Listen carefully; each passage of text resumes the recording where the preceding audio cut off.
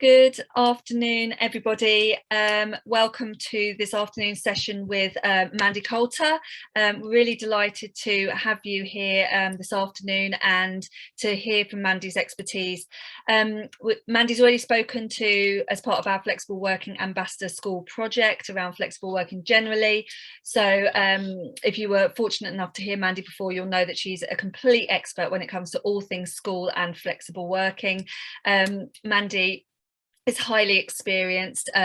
She's written a book all around talent architecture in schools, and I'm sure she'll introduce herself admirably in just a moment. But suffice to say that if there's anybody here that can teach us how to do flexible hiring and do it well, then Mandy's the person to do that.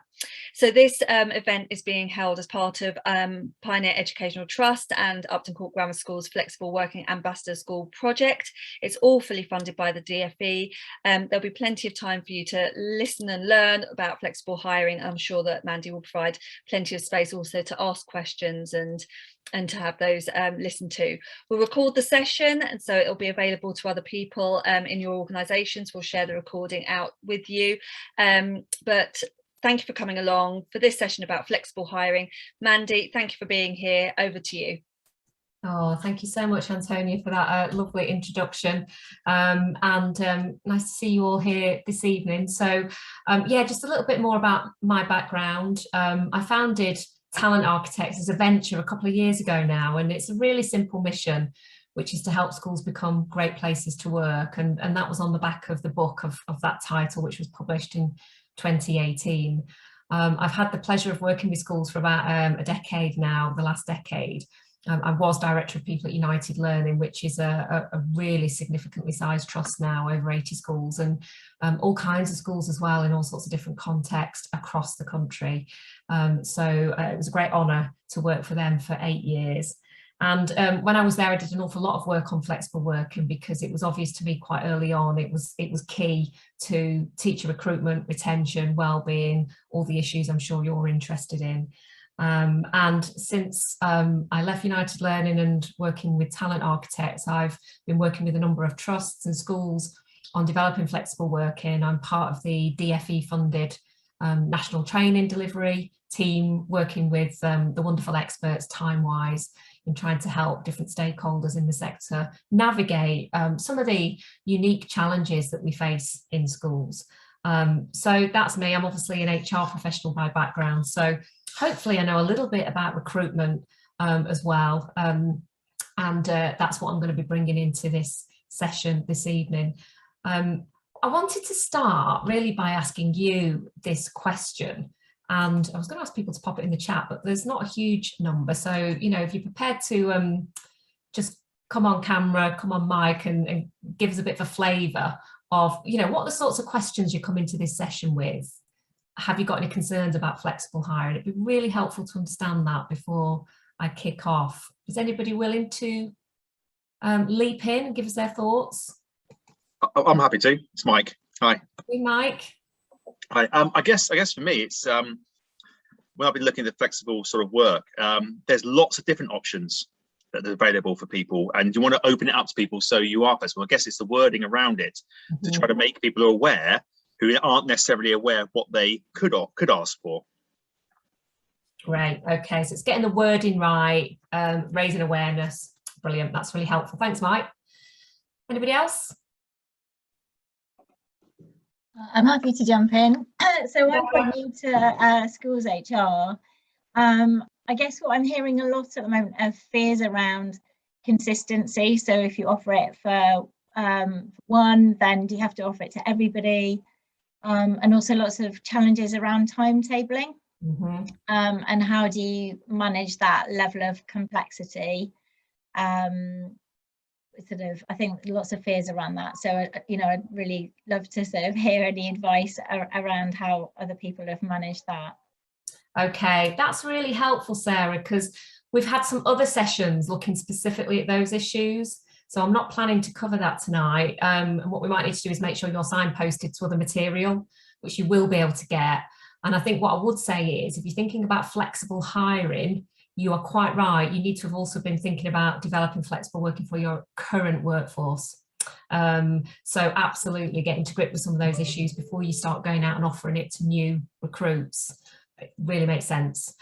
You might not get all that though tonight, so just hang on to that and make sure you look out for the other sources, if that's all right. Great, okay. Anybody else willing to chip in?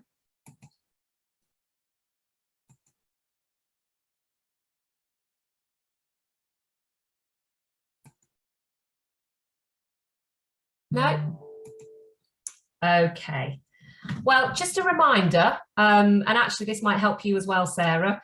There are loads and loads of resources out there now on flexible working, and you need to pick and choose what works for you. There's Emma Turner's brilliant book, Let's Talk About Flex. There's lots of guidance and support available from the DFE, from TimeWise, who are national campaigners on flexible working, research from the NFER.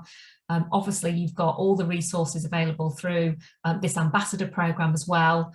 And I mentioned the national training resources that are out there as well, which will help you start to think about how you build flexible working across the whole workforce. And tonight, what we're really going to look at is how do you recruit for flexibility? That's the very specific focus of this session. But a reminder really, which I think is important, is about what specifically do we mean when we talk about flexible working. And I think this is really important because, you know, in the school sector, we are still working with the predominant model that flex means part-time working, particularly for people, particularly mums with young children. And that is still the dominant model in our sector. But actually, flexible working is about a whole lot more than that. It's about something for everybody. And it's not just about how much you do in a job. It's not just about part-time or job share. It's also about where you work. Can you occasionally work from home for your PPA time, for example?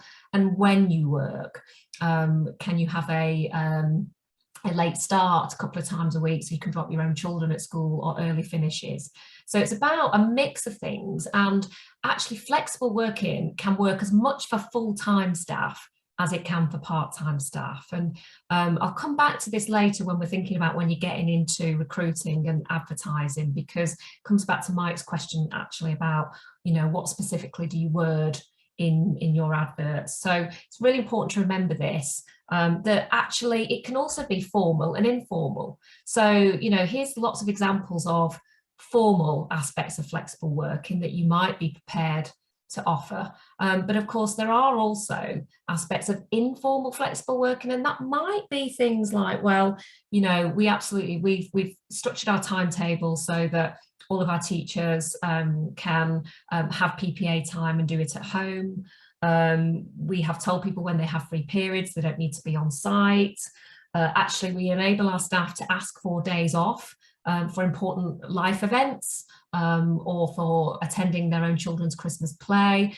And I know schools that have really worked hard at all of those small things that add up and tell people you really care about them, as much as some of the bigger things like how do we, you know, embed flexible working in our timetable and, you know, create more part-time working.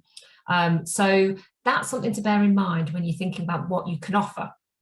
Because it might be, like Sarah said, you might need to do a bit more work to get your timetable more flexible, but you might be able to offer some of the informal stuff a bit quicker, and people will still value that.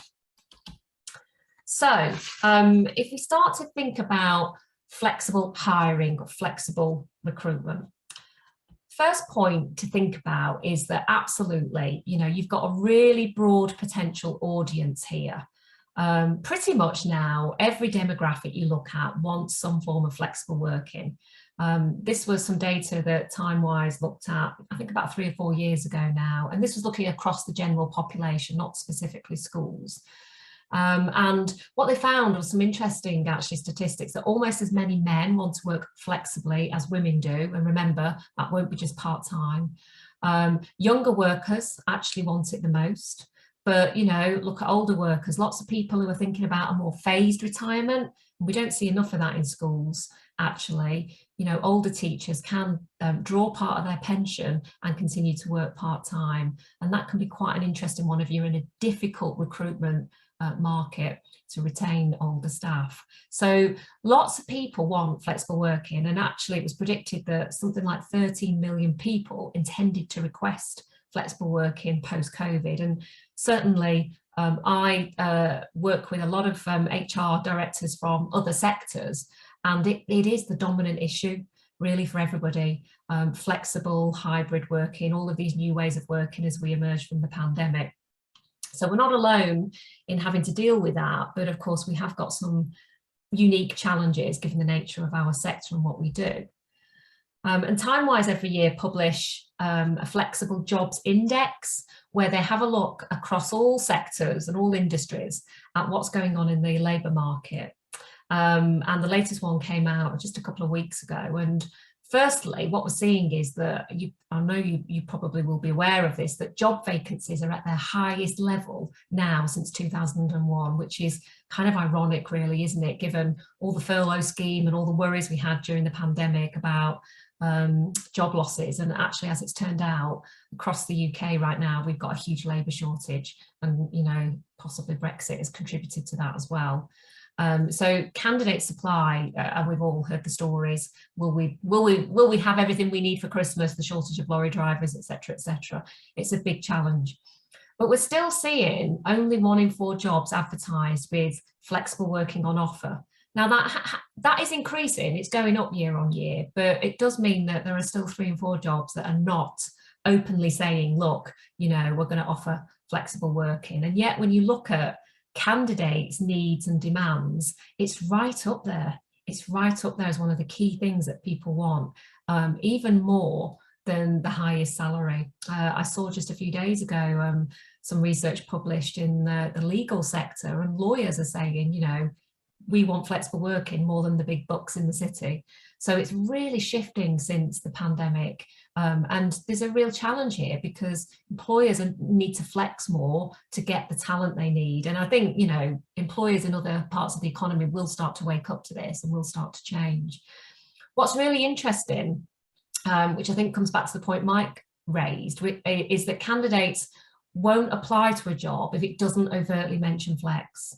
So what this research is showing is that people won't just take a punt and apply and see if actually they need to know you're serious about it. And so absolutely, we'll talk more later about the wording. That is going to matter a lot, and how do you get it right, given you might have a different range of things on offer. The index did break down how this 1 in 4 looks by sector. I guess we're in the education training camp. It's not too unhealthy, 23%, but that's obviously going to be much, much broader than schools alone. And I would imagine that schools it's much lower than that. And certainly other research has indicated that's the case. And you can see there are some sectors that are really starting to push on and offer flexibility, particularly medical and health, marketing, and technology. So lots of sectors are not perhaps where they need to be and need to start pushing this, and this is something that Timewise is campaigning on. And you may be aware that the government have recently been consulting on basically making flex the default, and the right to request flex from the day one of employment. And of course, that isn't a right to work flexibly, it's a right to request to work flexibly. And certainly I know a lot of organisations have responded to the consultation saying actually there should be a presumption that every job can be done flexibly. I don't think the government will go that far, but certainly they will say that you don't need a qualifying period to be able to ask for flexibility, which might mean if this goes through in legislation, you do start to see more people prepared to ask in the recruitment process because they know they can, or indeed as soon as they start the job they might actually say, look, I'd like some flexibility, and they'll be able to do that. So far better, I think, to know what they're looking for early on. So if we ever think about what does all this mean in our sector specifically, and I always like to remind us of some of the challenges we were facing before COVID, because they quietened down a bit during the pandemic, but I'm afraid they're coming back thick and fast. And, I'm sure many of you will have felt this over the last few years. This graph really demonstrated some of the challenges that were facing secondary colleagues before the pandemic, with this dwindling supply of secondary teachers at a time when we needed an awful lot more. And of course, national teacher training targets had been missed for many years, acutely so in some secondary subjects. a really competitive labour market that we were feeling and experiencing across the school sector. Actually quite a lot of poor recruitment processes in schools, which I'll come back to later. Huge amount of money spent on recruitment advertising, you know, 75 million plus spent with the TES every year on advertising vacancies. And absolutely this lack of diversity, so all sorts of challenges in our sector about a lack of ethnic minority leaders, a lack of women leading secondary schools, etc., etc. And absolutely at the bottom of this list, but crucially tonight, a lack of flexible hiring. That it wasn't really seen as a solution. So there were a lot of challenges that we had, and we did have a little bit of a reprieve in the last 18 months. The pandemic has been dreadful, and I know absolutely horrendous to be managing day in, day out. I think one of the few benefits we had from it was that obviously we did have this slowdown in teacher turnover. People just didn't want to move schools, didn't want to start changing jobs. And also we saw this huge boost in numbers to train to teach. And I think that was for all sorts of reasons. You know, people were inspired to teach from homeschooling. Not myself, I have to admit, didn't work well in this household, but lots of people were inspired. Teaching was seen to be a secure profession. And actually, I'm sure you know this, whenever we have a recession in the economy, we do then tend to get a boost in applications to train to teach because of that security that's seen to be in the profession. I think what's really interesting is if you look at this data, what we're now seeing is a huge drop in applications from last year, but also application levels are now below pre-COVID levels. So that lovely boost we had has gone. And in fact, actually, you know, you see that quote there from Jack Worth at NFER, the experts are predicting that, you know, pretty quickly we're going to be back into those recruitment and retention challenges that we had. And I'll just skip over this, some of this information, because if you've been to the previous sessions, you'll be well aware of this. But we know that part-time and flexible working is part of the solution to those recruitment and retention challenges. Not the whole solution, but it's certainly a big part of it. And if you look at some of this data, we know that there is unmet demand in our sector. Teachers would like to work more flexibly or part-time, and that includes senior leaders. And when we compare ourselves to the rest of the economy, we're not offering the opportunities in the same way. And it's certainly preventing people coming back to teaching who've left. You know, some shocking statistics about this drain of women in their 30s who leave the profession. And we know that's because they're having families and then not being able to accommodate that with teaching. And of course, we're all well aware that we were draining newly qualified teachers as well before the pandemic. And you know, the Early Careers Framework is a brilliant initiative, and I hope will make some big difference to that. But actually, there are other things we need to do to make schools modern workplaces to retain those young people. And as you saw in the data earlier, young people want flexibility. It's a big thing for them. And teachers do want less pressure. They do want fewer hours. All the data tells us that when they do leave schools, they often do stay in some kind of education role, but take on more flexibility. And I certainly worked with a lot of people that did that when I was in a multi-academy trust. Pay's decreasing, job satisfaction goes up, people are going for less pressure and flexible hours. And if we come back to the data I showed earlier about the time-wise recruitment index and how does that look in schools? Well, there was some research done by TES. I think this was about 4 years ago now, and it'll be interesting to see whether they do some more research post-pandemic. But certainly at that time, what we were seeing was that flexible hiring in schools was really rare, you know, and particularly rare in secondary school jobs. Only 6.6% were ever advertised as part-time, and a little bit higher in primary. But also what they estimated was that if you did offer more part-time and or flexible working in your adverts, you could get a boost of applications by up to about 20%. And certainly the schools I've worked with that have done this have seen a big increase in applications, and interestingly, not just number and volume, but quality as well, and diversity. So it really can be a win-win if you get it right and you do it well. So I'm interested in what your most common method of hiring new staff is at the moment. You know, please either just come off mute and chip in, or if you want to pop something in chat. But what's the key ways that you get your new people right now? Happy to go again if that's okay. We advertise.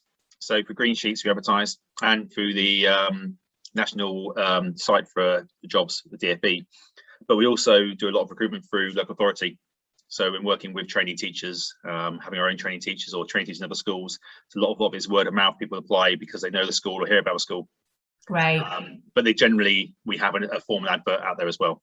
Yeah. Okay. So you still got the backup of maybe putting something in the TES while you use the teacher vacancy service, local networks. Okay. Yeah. So for school and junior school, most people we've recruited recently have been through word of mouth and local authority. Yeah. Yeah. That's good to hear. And hopefully at some point, Mike, you'll feel confident to move away from the paid advertising, because actually you're finding those other sources. It is a bit of a safety net though, just in case. And also people moving to the area who aren't actually in the area. There's some fabulous people out there that we want to spread the net wide, because obviously, as you said, there's not as many people applying for jobs as there used to be, and therefore we want to reach far and wide if we can. Yeah, yeah. And that's where at some point I hope the teacher vacancy service can really take off and help more with that. Great. Okay, that's really helpful. Thank you. Anybody else willing to chip in? Sarah, you come off mute. So we use the same set of national websites and our website. I added to that, we've sort of tried to do more locally as well. So looking at things like local Facebook groups and community groups, word of mouth, employee referral scheme as well. Great. And are you finding that these things are working for you, Sarah? Are they bringing you the recruits?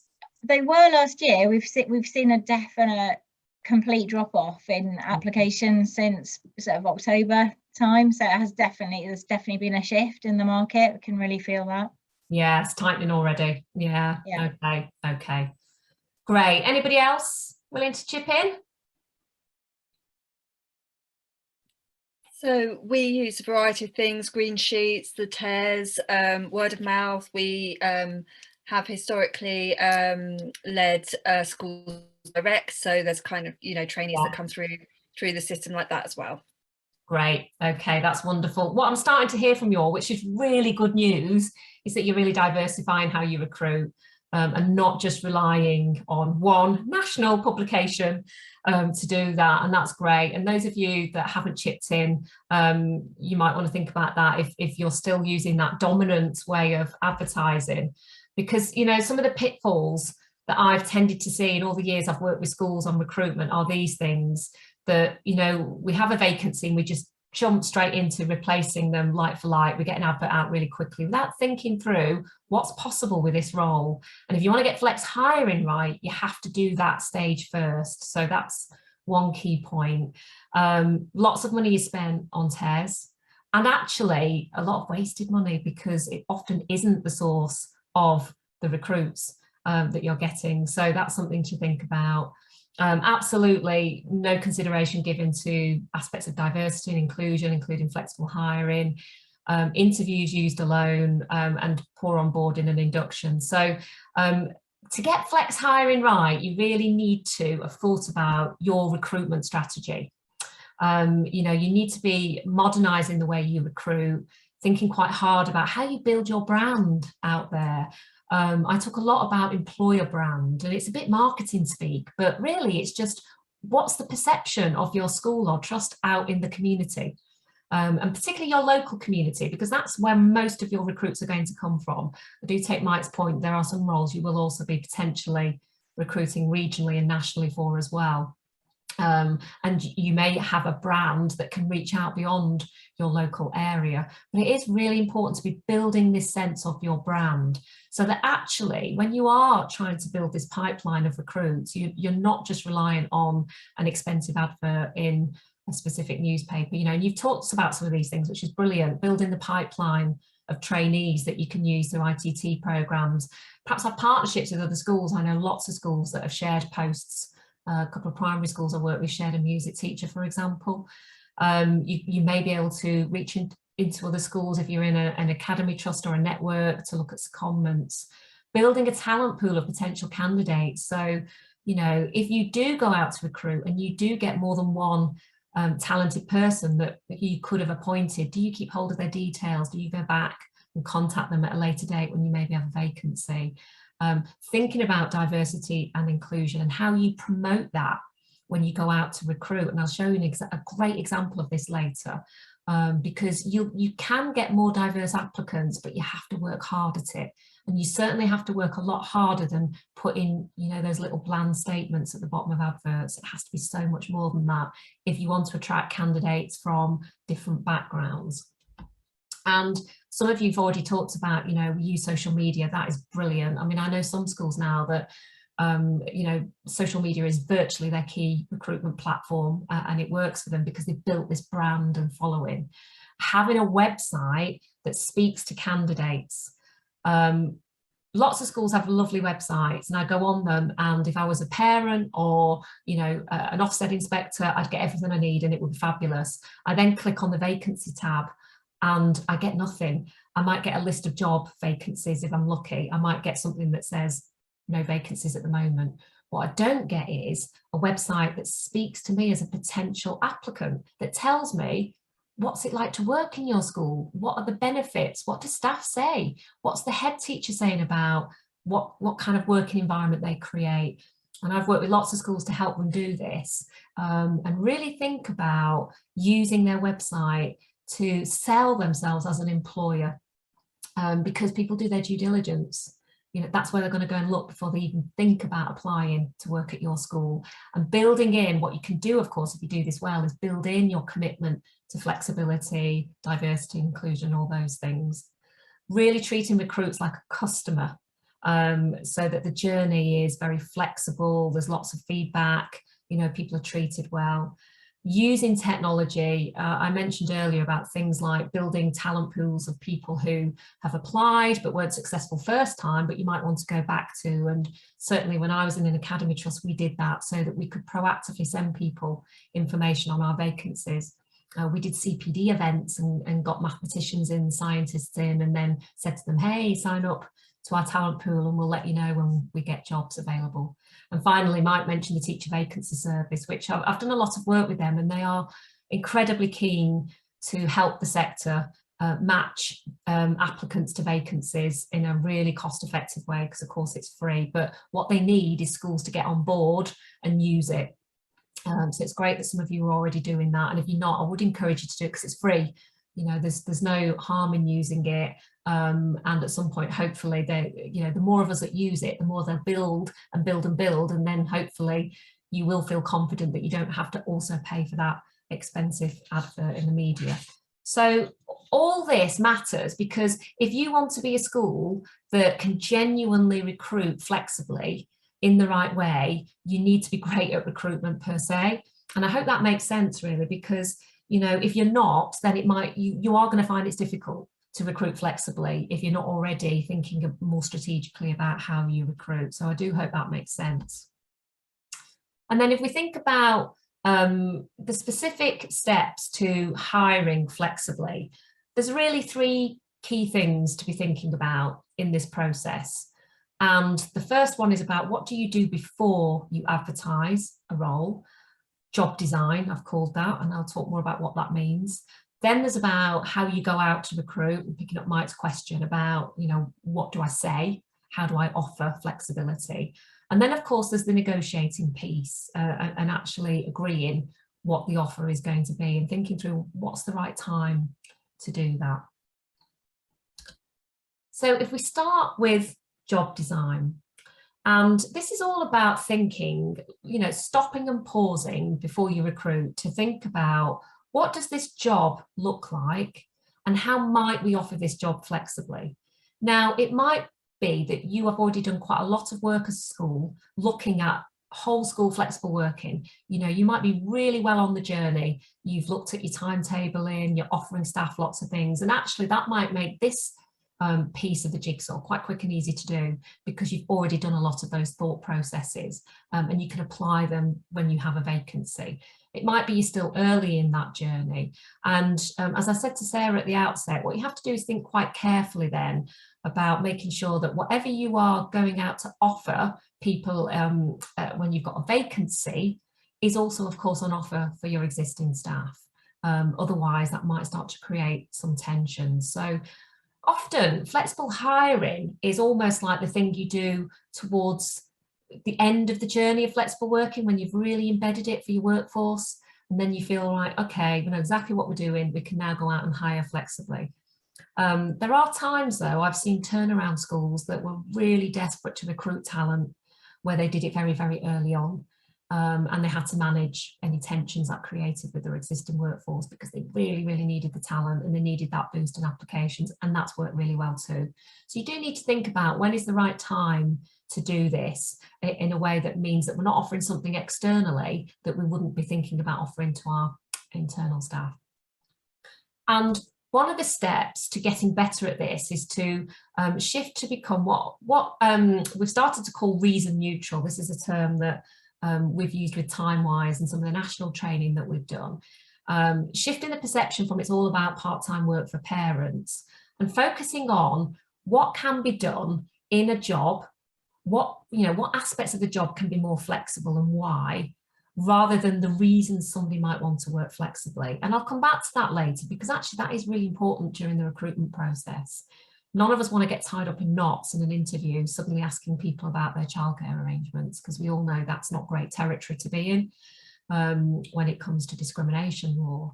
So actually, being reason neutral protects you from those kind of conversations anyway. And does it matter why somebody wants to work flexibly? It could be because they've got elderly parents, they've got childcare, they've got a hobby they want to pursue, they have a disability. We know from the data that people have a whole raft of reasons. Let's focus more on the job and what's possible, and think about that when we're going out to recruit. And, thinking about, if you go back to that model I showed you right at the start about the how much, where, when, thinking quite hard about looking at the job description and the role, and what is possible with that job as it is, And as I say, if you've already done a lot of work on flex working across your school, you may be able to answer this really, really quickly, because you'll have thought about, classroom teacher roles in different subjects or phases. What do we tend to be able to offer? You might have thought about, those in leadership, middle leadership, senior leadership, what kind of things do we tend to be able to offer our staff? So it does become easier, this, if you've done a lot of work with your existing staff. If you're at the start of the journey, you might need to take more time doing it. But, you might look at the job and, and let's take a teaching role, because obviously they are some of the hardest. But you might say, okay, this actually, we could timetable this subject part-time. Or we could offer this potentially as a job share. That is an option. Actually, though, let's have a look at the where and the when. Yeah, maybe we can offer people PPA time at home. We definitely could offer people some later starts a few times a week if they needed it. So you're starting to really think through what might be possible before you advertise the role. And that way you'll be in a better position to be clear with candidates what might be an offer, coming back to Mike's question. And flexible job design is really about finding this sweet spot. It is about meeting the organisation's needs and the individual needs. It's not about giving everybody what they might want, but it's about looking quite hard at, if we just thought creatively about this role, using the where, the when, the how much, what might be possible that meets the pupils' needs, meets the needs of the timetable or the curriculum, and means that pupils get the quality teaching that they want and need, but actually also meets the individual needs. And that's where you have to be prepared to think quite laterally about this. And you can literally just kind of sketch this out, map it out using these three components and start to ask some key questions about a role. And I think it's so important, isn't it, to look at the whole role. I remember a school coming to me and saying, oh, we've got a part-time teacher, they've had to do a parents' evening this week, do we pay them or not? And it's kind of like, well, was that not discussed when you were agreeing the flexible working arrangement? And obviously it wasn't, because they just hadn't thought through those wider aspects of the role. So massively important to think through if you're looking at a teaching role, not just the teaching element, but all the aspects of the job and how does it all get done. So this job design piece is really, really important before you go out to advertise if you want to be able to hire flexibly and do it well. And then you can be specific as to what's possible. You know, you might be able to say we're open to part-time job share applications, that might be possible, but you might also be able to give people an indication of all the other things that you offer as well. There's a secondary school I work with that has done a huge amount to offer people occasional flex, the more informal stuff. They're really good at giving people time out for those life events that they want to attend. Allowing people to work from home when they've got planning time, all those things. And they're really pushing that now in their recruitment and saying, look, you know, we offer this and you won't get this in many other schools. And they're finding that it's really benefiting them and people are starting to come forward in a very tight labour market. And, you know, if you go back to the time-wise research I showed you earlier, applicants like to know specifically. And that doesn't mean you have to give them a great big long list of these are all the things that are possible, but it does mean it's helpful to have some themes and possibilities that you can explore with people in your advertising. So that overt offer of flex. And again, this reminds us why. So, you know, 2 in 5 candidates, they won't apply if the advert doesn't mention flexible working. So immediately they're just not going to apply if you're not mentioning it. But 1 in 10 won't apply for a job that claims it's open to flexibility. So they're cautious. So essentially, you know, there are lots of schools I know at the moment and lots of trusts that are using a bit of a strap line at the bottom of their adverts. And they're not getting the applicants. And this is why, because people don't necessarily trust that. They don't really think you mean it if it's just a bit of a throwaway statement at the bottom of an advert. They need to see a lot more than that if they're going to be confident to apply and ask for flexibility. And we know that some of the areas that people really are in really high demand are how much. So, you know, part-time working is still very valued by people across the whole economy, and we've already seen there's an unmet demand in teaching. That flex on location where obviously some sectors are far more able than we are to offer that. And home working as example, or hybrid working, but if we can think that a little bit differently about giving people some space to work when they can, that could make us stand out in our sector. And then those timings, you know, the late early starts finishes for their own childcare or hobby or whatever it is, those are the things that are most popular. And so actually those are the things you could be thinking about when you are advertising. Those are the kinds of things that people will want to know about. And getting the messaging right is really important. So it has to be a really positive part of your brand. So if you go back to what I was saying earlier, if you've got a careers part of your website, you know, where people can find out about employment, careers at your school or trust, you can really make it part of that. You can talk about it. You can talk about your commitment, what you offer. You can put case studies on there of people who are working flexibly, who are telling their stories. You can get hiring managers and leaders to talk about how they look for flexible working when they're advertising. So you can really bring it to life far more in a way than that little strap line that some are using at the bottom of their adverts. And when you do advertise, you can be really visible and prominent. And, you know, think about where you sit it in the advert and how you say it and how you phrase it can make a huge difference to people. And absolutely making sure the message is authentic and it's real.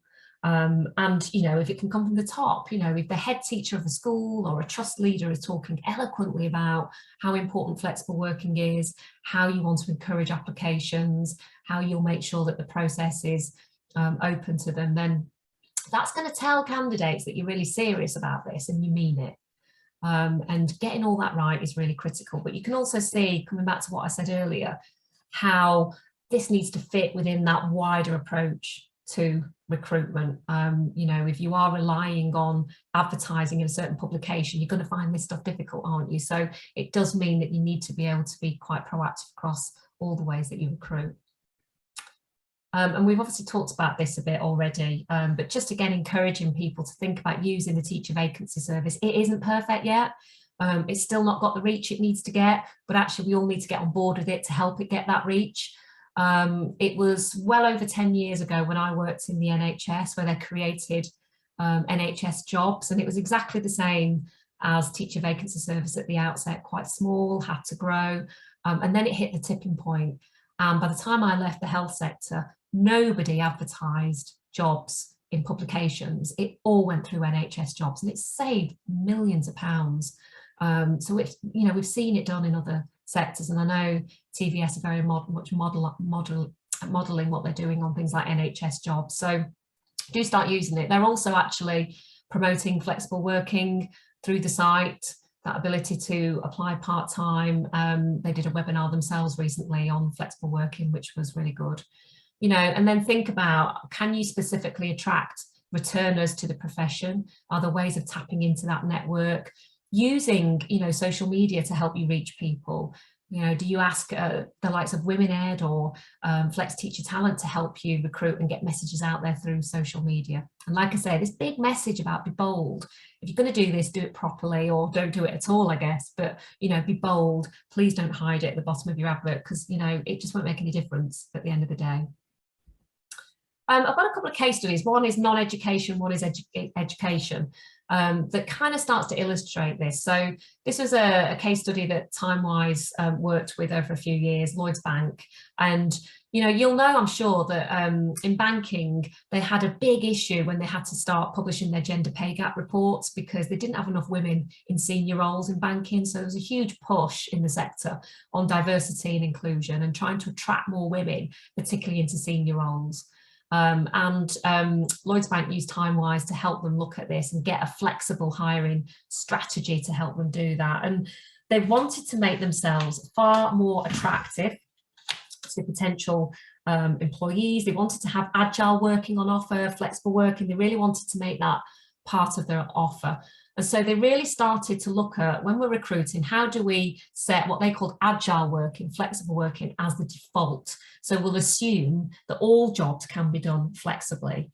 You know, maybe a bit easier in their sector than ours, but that was certainly their starting point. And then they created this careers portal, all their marketing, their branding material, to really bring that to life, as I've talked about, and show people what it actually meant. And they also created an expectation that those people that were recruiting would have to justify if they weren't going to be advertising or showing, you know, some form of flexibility in recruitment, which is quite interesting that they did that. And what they were finding, of course, was that, you know, that they were getting more women applying for the senior roles, and those that were advertised as open to flexibility were really attracting people, and more of their staff were, as a result, starting to work in an agile way, and, you know, much quicker and faster than some of the national averages. So here's a sector that's had to really push on this because of gender challenges and diversity and inclusion, and has done it in a strategic way and a really thought through way, to make sure that they get the impact that they're after. Can that work in schools? It certainly can. So one of the schools I've worked with, this is a United Learning School, Newstead Wood, actually become quite a famous school recently, when Emma Raducanu won the tennis because she was a pupil and picked up her A-level results, I think just this summer actually. So that was great for the school. It's a girls' grammar school in Kent. And the head teacher there was really concerned about his workforce demographics and D&I in the school, because an awful lot of his pupils were minority ethnic background, and it's a girls' school, and he felt it was really important that they had women in senior leadership as well as ethnic minority colleagues in senior leadership. And he really wanted to do something about this. And he was doing a lot of work in the school, but was also really conscious that he needed to look at how he hired. And also he said to me, look, you know, as a grammar school, we've not really had much difficulty recruiting in the past, but suddenly we are finding it's tough out there. The labour market's got really tight, and this was around about 2018-19.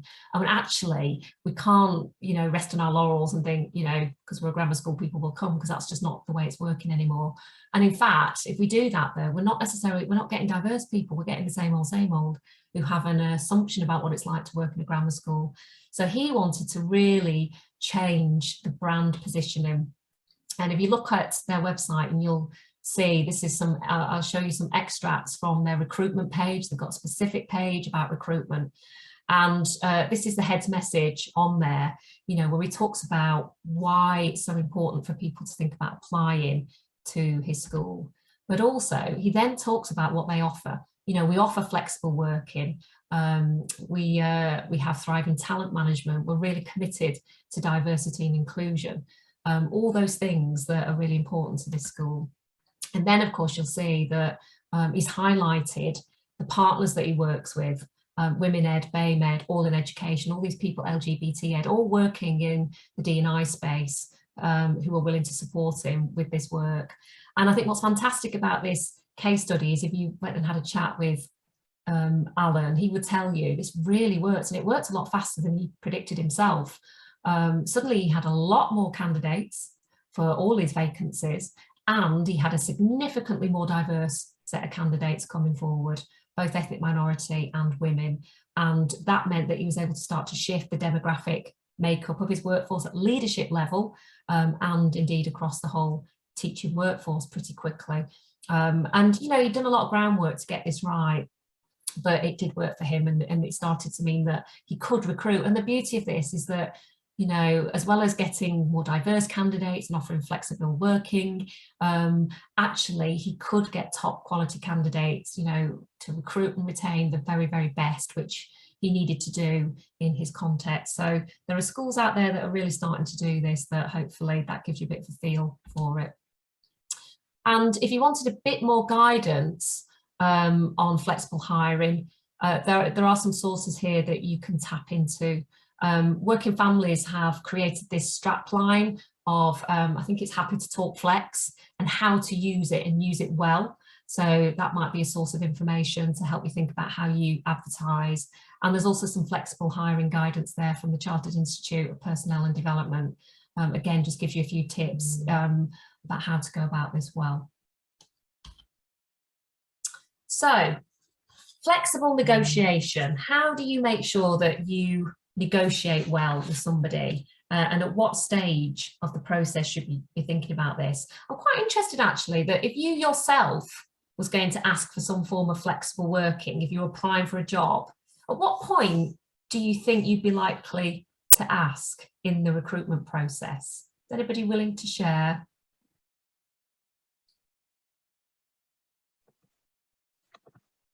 Yeah, I don't mind again. I think I'd be worried to request or to mention it at the moment, because it's not, as you said, it's not the way a lot of schools work in the moment. I think I would be worried that I'd be discriminated against for asking for a role that I might want to work flexibly. I think when in post, I would possibly consider, and that's the wrong way around, but being honest, I think I probably would be a bit worried about asking to start off with. Yeah, and I think you'd be right to be, Mike, when you look at the data, wouldn't you? You know, I mean, a lot of employers still wouldn't necessarily look on it as a good thing. So I think you'd be right to do that. And I suspect a lot of us would feel the same. I'm kind of going to wait until I get an offer or I'm in the job and I know they want me. And then maybe I'll be able to have the conversation. I think that's a natural way of approaching it. Got a couple of things coming through the chat. It would depend on the advert and process. Yeah, I would request at offer stage, Sarah said, absolutely. And I think that is true. You know, most of us would wait until we've got a firm job offer, wouldn't we? Because of those very, very reasons. And it's only if you're really confident. I remember when I applied for my job at United Learning, I wanted a 4-day week because I just had a family. And absolutely, I was, you know, I just thought, you know what, I'm just not going to take a job that won't offer me that. I was really clear about it. Because I went in with that attitude, I was really upfront about it. And we had the conversation very early on, and both parties agreed it was going to be possible. And we'd deal with the detail of it if I was appointed, which I was. and then we dealt with the detail of it really quickly. So it can be done if you've got a candidate that's really confident, and if you've got an employer that's really open to it.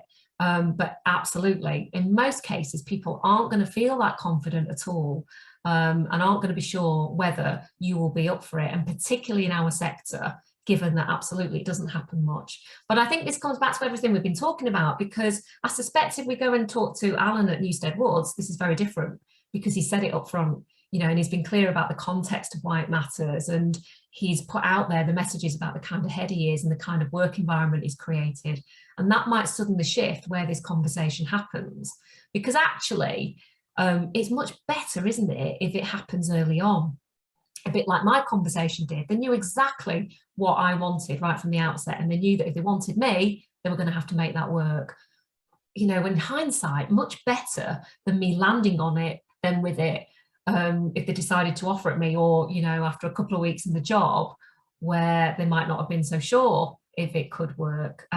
So from your perspective, where you're sitting, far better you know early on what somebody might be interested in, and you can work through in your head, okay, is this possible? And of course, if you've done all the things that we've talked about in this session, and you've gone out there, you've done your job design, you've said what's on offer, then people will be asking for those things. And you'll already have thought through, how can we accommodate these and make them work? So you won't be in that awkward place. And in fact, you'll be on the front foot. And in fact, you'll have a competitive advantage in our sector, because not many schools are doing all of those things. And, you know, you will find that you're able to attract great people. And therefore, I think really encouraging people to be open early on about their preferences, and by going out there and saying what's possible, you should be able to do that. Keeping to this reason neutral to avoid any sense of bias or potential discrimination. Also because, you know, does it matter why somebody wants to work flexibly? But you don't want to get yourself into that place where you're suddenly talking about somebody's childcare arrangements or those kind of things that could be a bit uncomfortable for both parties. I think being really clear, if you know there are things that absolutely won't work, you've done your job design well, and you thought that we can't do, being really clear about that, but also being open to discussion on alternatives. So, you know, you might say to somebody, look, we can't offer a 0.6, but we know this can be done 0.8. We're really up for that. And, you know, maybe there's some ways that we can flex your start times. So being open for that conversation, but also being clear about, you know, things that you just cannot do. And then everybody's expectations are really clear. So I think getting most of this out there before an interview is the best way to do it.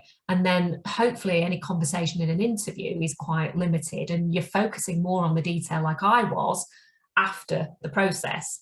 If you take my example, there was no conversation in the interview about my flexible working. I told them what I want. They told me, yeah, it's probably possible. Let's discuss it if you're appointed. And then we had the conversation about exactly how. And because we both. So this point about being reasonable neutral, I think is really important to protect you. And, you know, if it does come up in the interview, wants and what's possible, not their reasons for wanting it. And then you stay out of any tricky territory. And try and keep any negotiation that's needed towards the end of the process. You don't really want to get into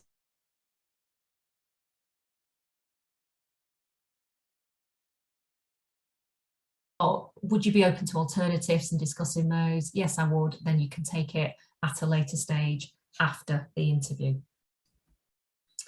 And keeping that open dialogue after the interview, I think is really, really helpful. So, you know, do be ready to challenge yourself, because people will sometimes come with things that you haven't thought of.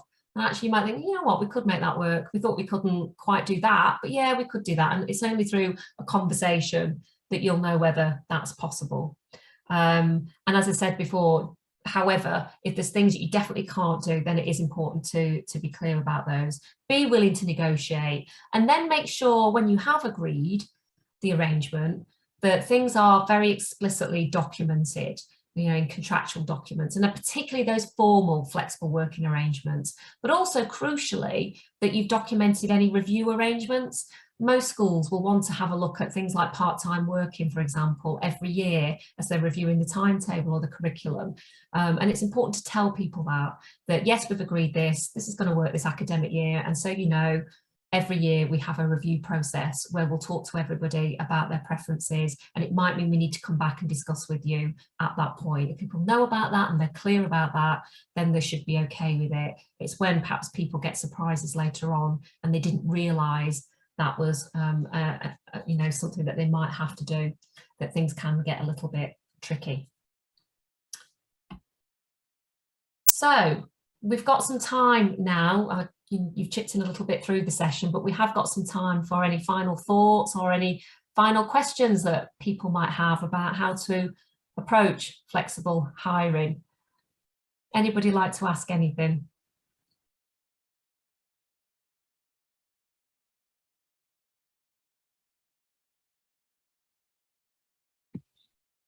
It sounds like you've covered a huge amount there, Mandy. I wonder if, Sarah, just going back to you, did you have any questions? Because obviously you raised at the beginning some questions about the flexibility, the hiring, etc.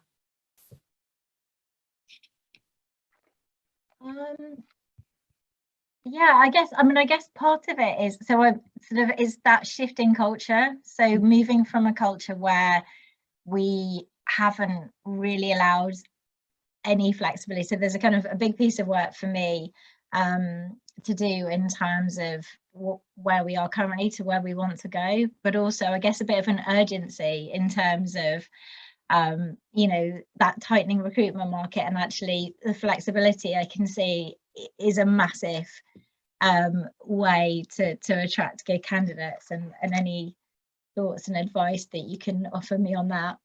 Yeah, Sarah, I mean, firstly, do access the other materials that will help you look at how do you create flexible working in your school per se.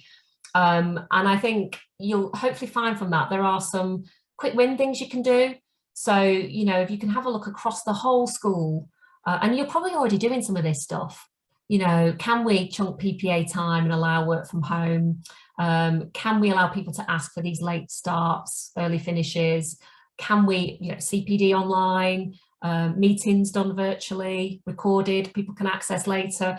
If you can capture some of the things that you've probably already done through the pandemic that you could embed, and look at those whole school things, then immediately you've got something on offer, whilst you then perhaps start to look more strategically at how do we timetable longer term, you know, what's the right process to have a conversation with everybody and try and look at their needs, and can we do more part-time working in the timetable, all of that does take more time, and obviously you need lead-in time to do it as well as you're planning. But absolutely, you know, I would say to schools, if you've actually done a lot during the pandemic, even if you feel like you're not really innovative, and if you can capture that and keep it and start to embed it, and then you can market that when you're recruiting. You know, if you come and work at our school, can do your planning at home, come and work at our school, you know, we will allow some flex around times you start, when you finish, then immediately you've got something to go out there and talk about. And you know, it's focusing on those where and when as much as the how much, and not just always assuming that it's always about part-time or job share. Don't forget those. And you know, that is that piece about when you've got a vacancy, before you leap to the advert, just spend that bit of time. You know, this is a full-time teaching role. Could it really be done 0.8? Would that be possible? If it is, say it, you know, and then you'll attract both the full-timers, but also those that would like to just drop that little bit of time as well. Does that help? Yeah, no, it does. I think ironically, we're probably better at the part-time working than we are about the when and the how. But no, I think, I mean, and it's been a really, you know, I think in terms of the hiring aspect, it's been a really clear presentation. Thank you so much for those really sort of practical hints and tips, and some, you know, some things that I can sort of take away. So I think on the hiring front, that, you know, feels really good. I think just to say I'm at the start of the journey on the, you know, the cultural change piece, but no, definitely some practical ideas. Thank you. And if you're already good at the part-time piece, Sarah, maybe promote that a bit more, you know, in your recruitment marketing, and get people talking about what you've done for them and offered them. So start there maybe, whilst you also look at some of this broader flex stuff. You know, use the strengths you do have, and then quickly build maybe some of those other quick wins. Great. Thank you. Sarah, there is a lot going on in the sector at the moment with lots of training things. If you contact Simone tomorrow, then I'm sure that we can send through recordings of other sessions that we've had that help you with it as well. In the chat, Mandy, Mike said thank you. You've covered everything he was wondering about and is more aware now of how to improve recruitment methods. So I think there's been an awful lot covered there, very, very practical and very, very helpful.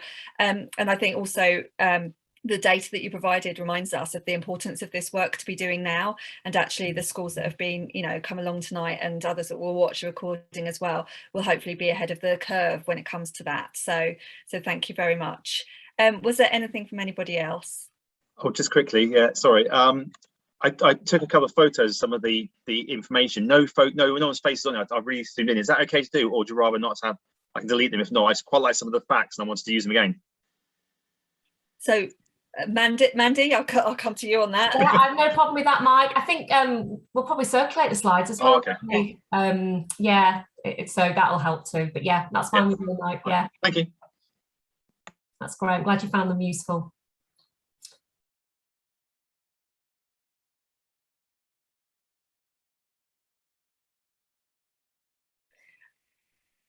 Thank you.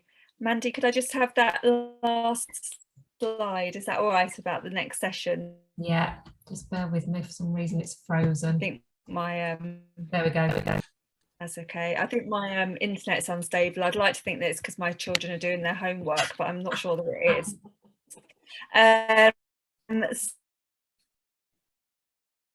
Part of our ambassador scheme are maternity leave group coaching. So if you have anybody in your organisation that's currently on maternity leave, please signpost these events to them or share more widely, you know, with your networks as well. And then there's a session for flexible progression for approvers. So it's going to be talking about a lot of the themes that Mandy's picked up on there. How can we address the underrepresentation of groups, you know, and how can we make sure that flexibility isn't a barrier to colleagues who are wanting to progress in their careers, because that's a really important aspect of this work. So all of our Eventbrite page, and you'll find all of the information there. They are all free events that for education, so widely share these and come along and enjoy. Perhaps some people here that wouldn't necessarily need the maternity leave group coaching session, but please signpost that to anybody that you've got on maternity leave currently. Mandy, thank you so much. You are a font of knowledge when it comes to all of these things. There's plenty that I've picked up on, you know, through this session as well. So thank you, everybody, for your time this evening, and the slides and the recording will come out to you. Hopefully you found it really interesting and informative and got a lot from the session. So thank you, Mandy. It's brilliant to have you leading these sessions for us. Thanks, everybody. Thank you. Have a fantastic evening, everybody, and I hope to see you at future events. Thank you.